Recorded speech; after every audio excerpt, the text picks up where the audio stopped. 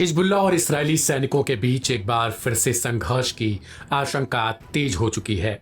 ऐसा इसलिए क्योंकि इस्राएल को हिजबुल्लाह चीफ नईम कासिम ने बड़ी धमकी दी है।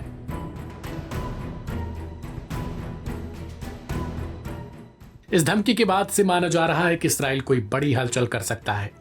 हिजबुल्लाह चीफ नईम कासिम के बयान के मायने भी आने वाले दिनों में एक भीषण युद्ध का संकेत दे रहे हैं। दरअसल लेबनान और इस्राएल में संघर्ष विराम के बाद भी आईडीएफ लेबनान के कई इलाकों में अभी भी मौजूद है।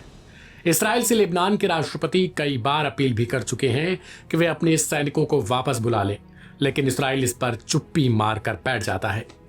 लेबनान ने कई बार अमेरिका से भी इस बाबत दरख्वास्त की कि वो इस्राएल को बोले कि वो अपने सैनिकों की वापसी जल्द से जल्द लेबनान के अनेक इलाकों से कर ले।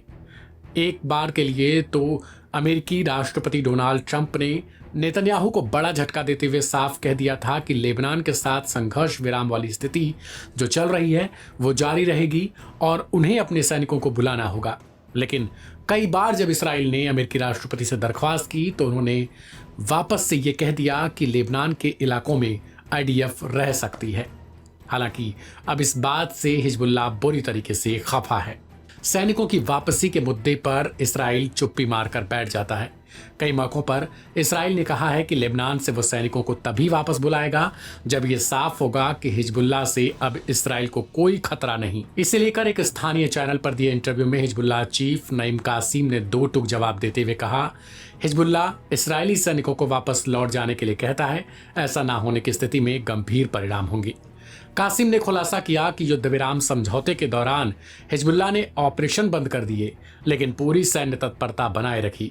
कासिम ने कहा, पिछले 60 दिनों में इस्राएल ने कई उल्लंघन किए हैं।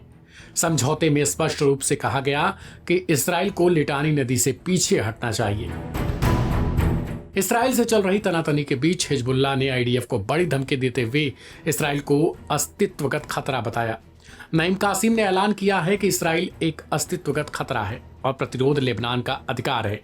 हिजबुल्लाह चीफ ने लेबनान के पुनर्निर्माण पर भी जोर देते हुए कहा कि युद्धग्रस्त क्षेत्रों को फिर से विकसित करना राज्य की अपनी जिम्मेदारी है। राजनीतिक और सैन्य मामलों में हिजबुल्लाह के हस्तक्षेप पर उन्होंने कहा कि जब तक इस्राएली खतरे बने रहेंगे तब तक हिजबुल्लाह का प्रतिरोध जारी रहेगा। गौरतलब है कि बीते साल 27 नवंबर को इस्राएल और लेबनान के बीच एक समझौते के बाद से युद्ध विराम जारी है, लेकिन आईडीएफ अभी भी लेबनान के कई हिस्सों में मौजूद है।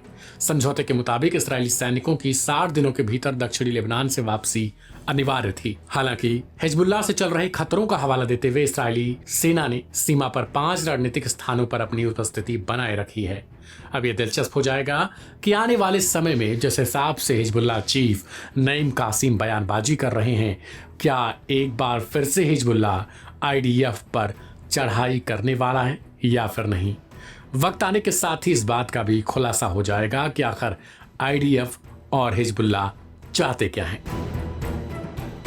फिलहाल इस रिपोर्ट को लेकर आपकी अपनी प्रतिक्रिया क्या है उसे कमेंट बॉक्स में लिखें। ऐसी ढेर सारी खबरों को सबसे पहले देखने के लिए भी सब्सक्राइब करें लाइव हिंदुस्तान।